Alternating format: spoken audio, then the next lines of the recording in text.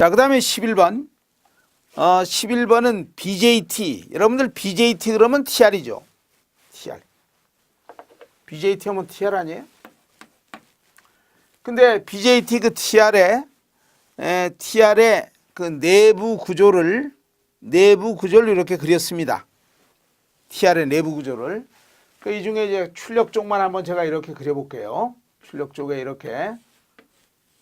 이런 게 전류원 아니에요? 그리고 TR은 반드시 입력 쪽에 전류가 들어와야, 이게 베이스니까 이렇게 입력 전류가 들어와야 출력의 전류가 나오는 겁니다. 그렇지?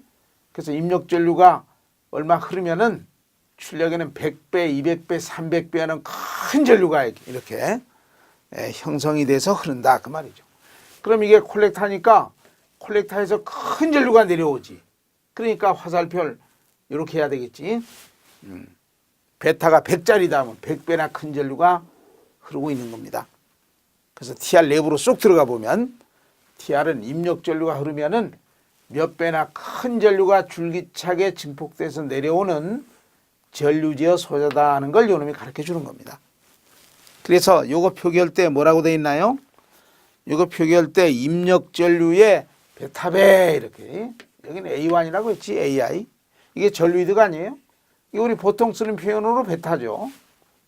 전류 증폭률 베타. 100짜리면 100배 그 말이죠. 그 대신 반드시 입력 전류가 흘러야 이런 줄기차게 일정한 전류원으로 나타난다.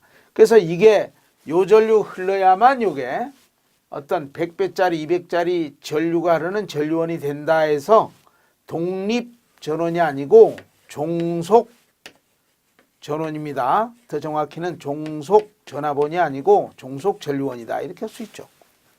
그러니까 보통 종속자 붙은 것은 원을 안 하고 이렇게 마름모로 보통 쓰기도 합니다. 이렇게. 어떤 책에는 원을 쓰기는 책도 있지만은, 이렇게. 그러니까 이게 전원이지만 이건 종속 전원이다. 이렇게 할 수 있죠. 어쨌든 여기 전류가 흐를 테니까 이렇게 전류가 흐릅니다. 입력 전류가 흐르면 100이면 100짜리가 흐른다. 그 말 아니에요? 그럼 이 콜렉터에서 큰 전류가 내려오지. 근데 원래는요, 콜렉터에서 하늘 높이 큰 전류가 내려오지만은 원래는 그 증폭된 교류 큰 전류가 이렇게 내려오고 있지만은 원래는 이렇게 부하장으로 가지고 와서 써먹는 것이 출력 전류라고 하는 게 합당하다 그 말이죠. 당연한 거 아니에요.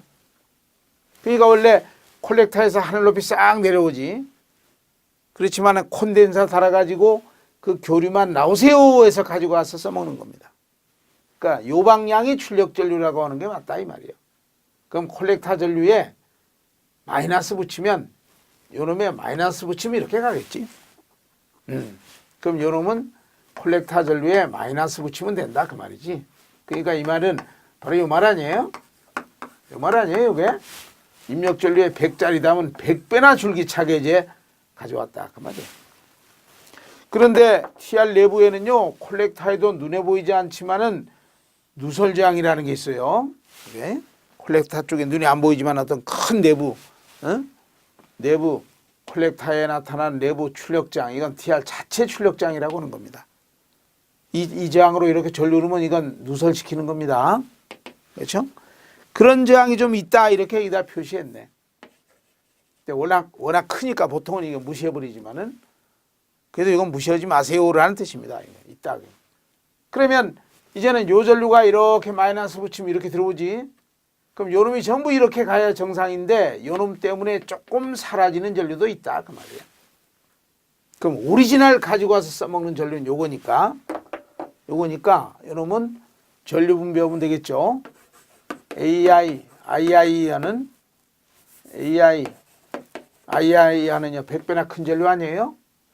근데 마이너스 붙이면 이제 이렇게 간다고 보는 거지. 이렇게 해서 이놈을 두 개 저항으로 전류 분배. 전류 분배는 저항의 반비례하는 거 알죠? R0 플러스 R1 중에 부하로 가는 전류가 소리 드는 전류예요. 부하 저항으로 가는 전류가 오리지널 출력 전류인데 부하 저항하면 틀리죠? 전류 분배는 저항이 크면 작은 전류 들어오니까 자기 저항 넣치가 아니라 반대 저항을 써야 돼. 반대 저항. 요거다. 요게 바로 오리지널 부하 저항으로 들어가서 소리 나게 해주는 전류가 되는 겁니다. 자, 그래서 요 공식으로 분배시켜서 계산하시면 돼요. 자, 여기서 TR 콜렉터 쪽에 나타난 출력장은 40kg고 부하장은 10kg입니다. 그러니까 부하장은 10kg고 요거는 40kg고 그 요거는 100짜리 사왔어. 100배짜리 사왔습니다. 그러면 이게 얼마예요? 50분의 40, 0.8이 되겠지. 그러니까 100배 증폭된 입력 전류의 100배나 증폭된 이 콜렉터에서 만들어지는 이 전류 중에, 그렇죠? 이 전류 중에 80%만 넘어가는 겁니다. 80. 요 비율이 50분의 40은 0.8, 80%예요. 그래서 결국은 입출력에 전류 B로 물었으니까, 이게 출력 전류 아니에요? 이게 출력 전류지? 그럼 요 입력 전류 이렇게 나누기로 보내버리면 그럼 요게 되는 거지. 그럼 요거 마이너스 100 곱하기 0.8, 그 마이너스 80. 마이너스라는 것은 이 방향으로 가져가는 전류라고 했으니까 마이너스를 붙이는 겁니다. 그래서 3번이 답이 됩니다. 자, 그 다음에 12번.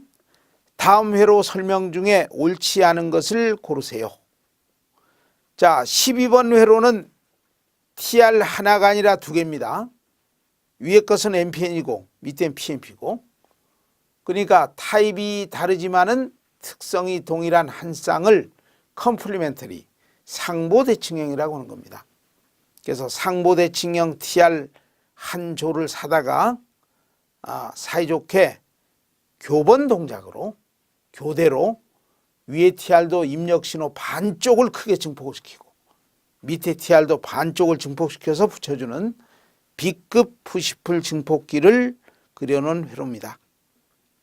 자, 그런데 어느 TR이든 에미터가 출력으로 썼기 때문에 입력에 들어오는 신호는 동상으로 고스란히 에미터로 가겠죠. 에미터 폴로우는 동상 아니에요? 동상. 그래서 결국은 2번이 틀렸습니다.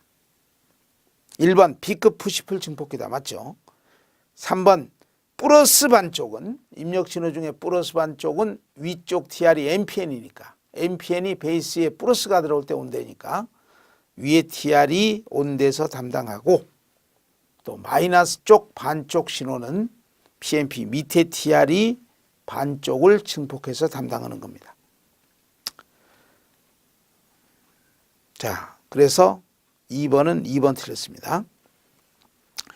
자, 13번은요.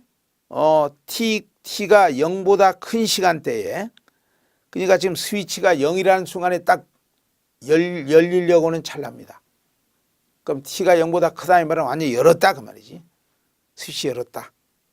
그 말이죠. 그러니까 스위치가 오랫동안 닫혀 있었어. 그랬다가 스위치가 열렸다 그 말 아니에요? 오랫동안 닫혀 있다가 스위치가 열렸다. 그 말이지. 그런 말이 되는 겁니다. 그런 말이 되겠죠. 그러면은 이 코일의 전압은 어떻게 됩니까? 그 말이지. 코일의 전압은. 그러니까 이게 과도 현상에 관련되는 문제입니다. 과도 현상?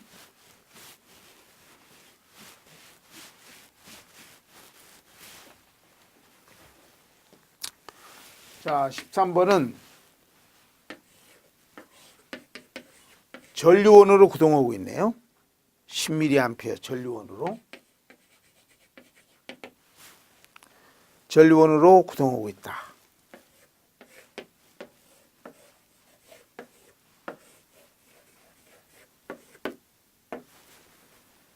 코일은 20mA 코일을 쓰고 있습니다. 자, 그래서 이 스위치를요 ON을 시켰어요. 계속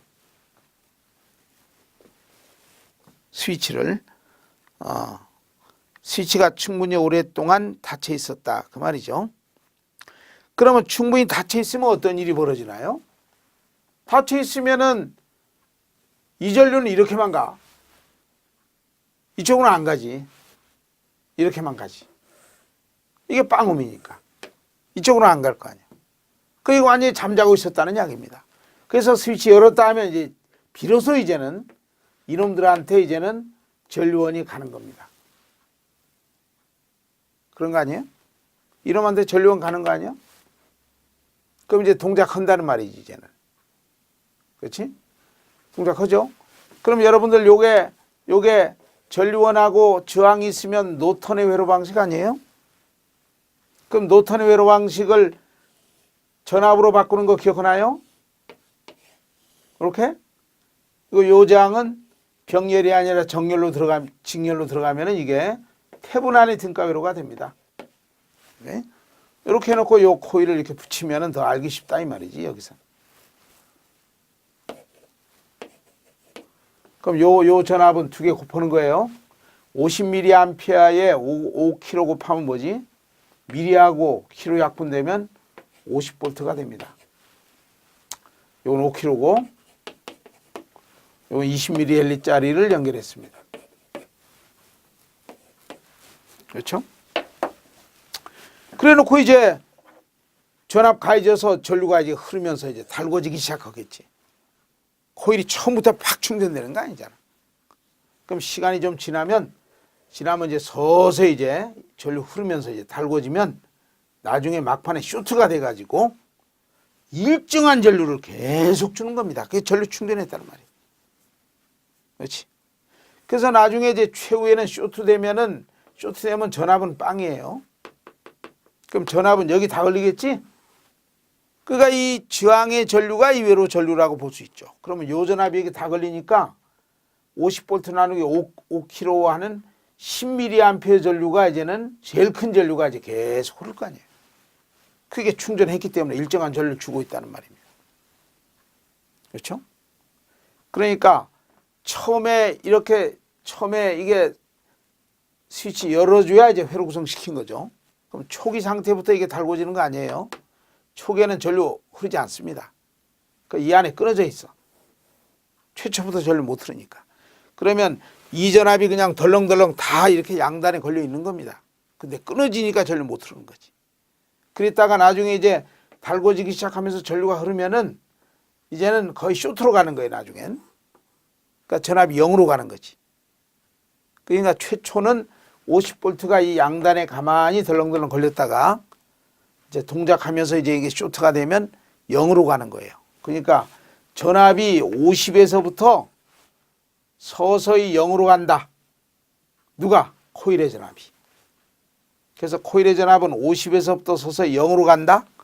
0으로 간다 하는 것은 익스포넨셜 마이너스 t 이렇게 쓰면 된다고 했지? 왜? 시간이 지나봐요. 요게 2의 t승분의 1이니까 시간이 막 커져봐. 그러면 이게 무지 커지면 분의 1은 0이 되겠지. 그럼 0으로 가겠지, 전압은. 그렇죠? 근데 0으로 가는 게 아니라 50을 향해서 서서히 간다 그러면 이건 0으로 감소되는 비율이니까 전체에서 요 감소되는 비율 빼면은 서서히 증가하는 50으로 가는 그런 비율이 되겠지, 이곳은. 그러니까 요 저항의 전압은 서서히 50V 쪽으로 가겠죠. 요런 포맷이 요 저항의 전압이 되고 요 코일은 막판에 쇼트가 되면 전압이 빵이 되는 거 아닙니까? 그러니까 최초에는 50V가 이놈한테 다 걸렸다가 0으로 가는 거니까 요런 포맷이 여기 전압이 되는 겁니다. 그래서 요런 포맷이 되는데 이 시간이 시정수의 2배, 3배, 4배, 몇 배에 따라서 어느 만큼 틀려지는 것을 일목요연하게 파악하기 위해서 요 t 밑에다가 시정수 쓰는 거 알아요? 이렇게 R분의 L 하는 게 시정수 아니에요? 이렇게 쓰면 돼. 그럼 좀 보기 좋게 정리하면 50 익스포넨셜 L분의 RT 이렇게 쓰면 되겠지? R분의 L이 분모에 있으니까 L분의 RT. 요게 답입니다. 요게 답이에요.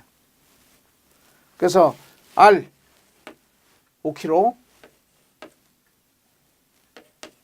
10의 3승 L 20mL 20mAh니까 10의 마이너스 3승.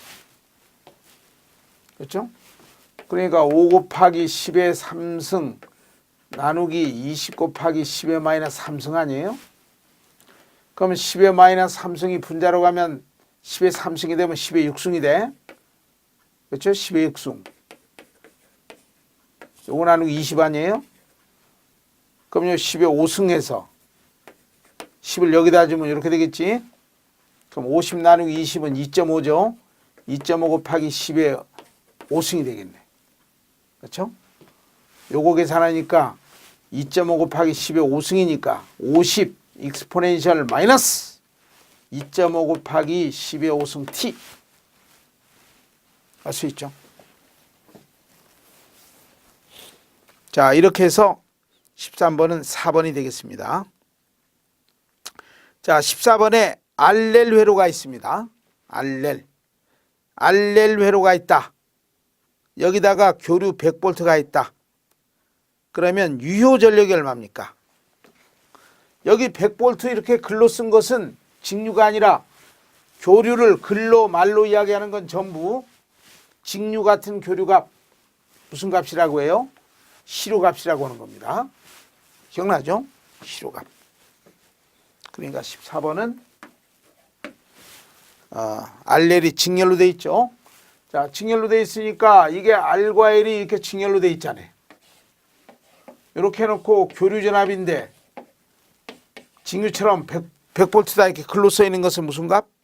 시료값. 60Hz는 뭐 필요 없고 시료값이에요. 그러면 알렐이 직렬이니까 전류는 공통으로 흐르죠. 이것도 시료값으로 표현하면 직류처럼 이렇게 감이 대문자로 쓸 수 있죠. 그럼 전류가 공통으로 흐를 거 아니에요. 그럼 여기 전력 계산하면 되는데 이 중에 써먹는 전력이 유효 전력이 저항의 전력입니다. 코일의 전력은 무효 전력이고. 그렇죠? 그러니까 제일 먼저 계산할 것이 임피던스를 계산해야 돼. 그래야 전류 나오지. 전체 임피던스는 R 플러스 J 오메가 1이죠. R 플러스 J 오메가 1. 그러니까 여기서 저항은 6옴을 줬고 코일의 리액턴스는 크기는 8옴 줬죠. J 붙으면 임피던스가 된 겁니다. 자, 이렇게 돼 있어야 돼. 요거 벡터적으로. 근데 여러분 크기만 따지는 것은 피타고라성이로 6의 제곱 플러스 8의 제곱에 루트 하면 10 아니에요? 6, 8, 10. 이건 10이지. 근데 위상이 있죠. 위상. 세타. 위상은 악탄젠트 요것분에 요것 하는 겁니다. 뭐 여기는 위상은 필요 없으니까 그냥 내버려 두면 되고 이렇게 하면 나올 겁니다. 그러면 시료값으로 표현된 임피던스 크기는 15옴이에요. 15옴. 그러므로 이제는 오음의 법칙으로 이회로에 흐르는 교류전류 시료값은 교류전압 시료값 100 나누기 임피던스 요거 시료값으로 표현된 임피던스 그러면 시료값으로 10A 전류가 흐릅니다. 그러면 실제 써먹는 전력은 저항이 소비시키는 전력이에요. 저항한테 주는 전력이 써먹는 전력입니다. 그게 유효 전력이에요. 그것도 대문자로 쓸 수 있어. 마치 직류처럼 시료값이 직류 같은 교류값이니까. 그래서 P는 I제곱 R 그러면 돼. P는 I제곱 R. 에? I가 100의 제곱, 10의 제곱 곱하기 R 6옴 600W너치 전력으로 뭐 불을 킨다든지 소리 나게 하고 있다. 답이 이겁니다. 근데 써먹지 못하는 무효 전력이 얼마입니까? 이렇게 물으면 무효 전력이 얼마입니까? 이렇게 물으면 I제곱 안 넣으면 틀려. I제곱 XL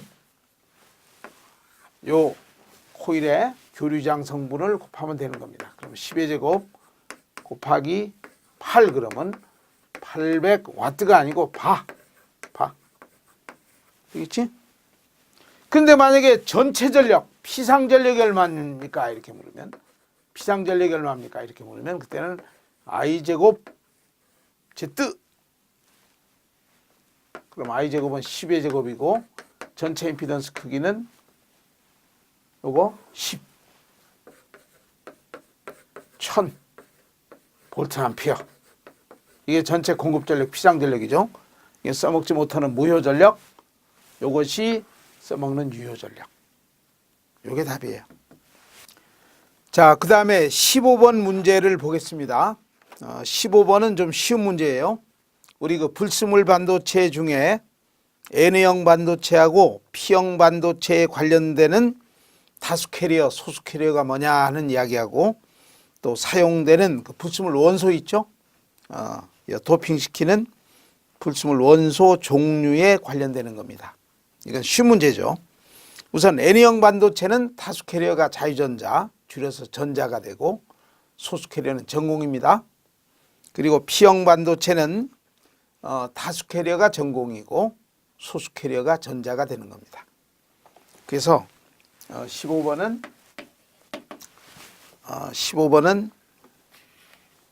1번이 답이 되겠습니다. 1번.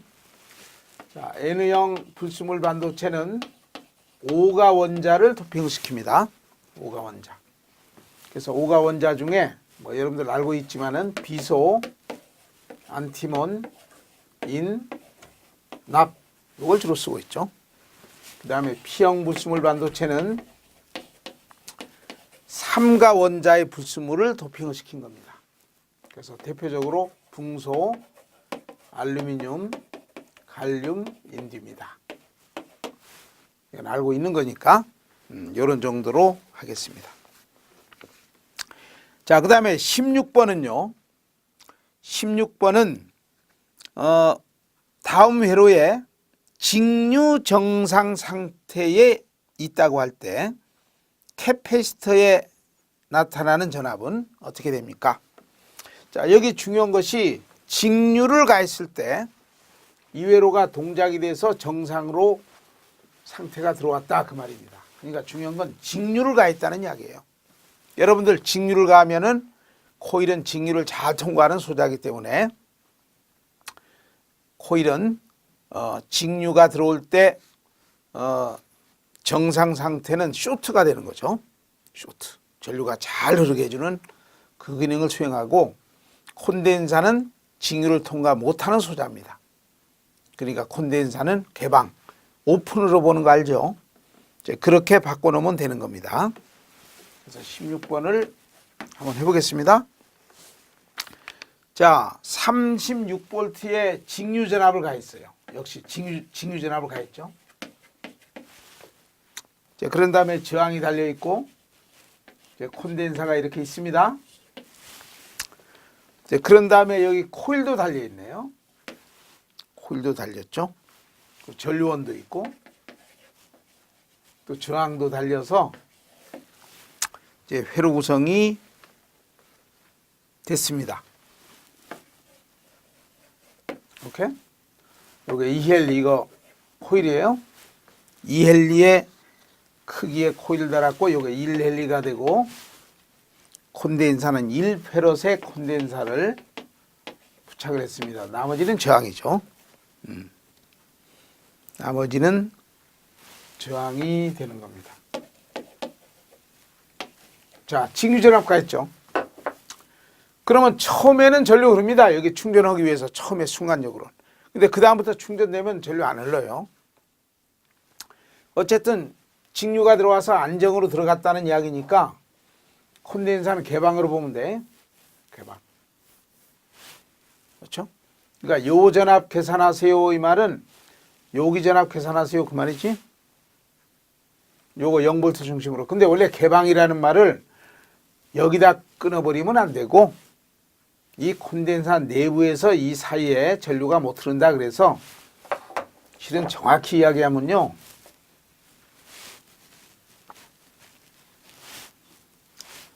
이렇게 이제 그렸죠. 요 사이가 이렇게 끊어진 겁니다. 요 사이가 절단난 거예요. 이렇게 해야 돼요, 원래. 뭐, 요 선을 끊어버리는 것처럼 이렇게. 물론 이제 전류 못 흐르니까 여기 끊어도 마찬가지지만은. 그래? 요 사이가 이제 전류 못 흐르는 상태로 끊어졌다는 말이에요. 그래? 알기 쉽게 하기 위해서 그냥 끊었다 이렇게 한 겁니다. 할 수 있죠? 그래서 결국은 여기 전압, 요 양단의 전압이니까 끊어졌지만 양단의 요 전압이 얼마입니까? 이 말이니까 여기 전압이 얼마입니까? 하니까 여기 전압 얼마입니까? 이거 아니에요?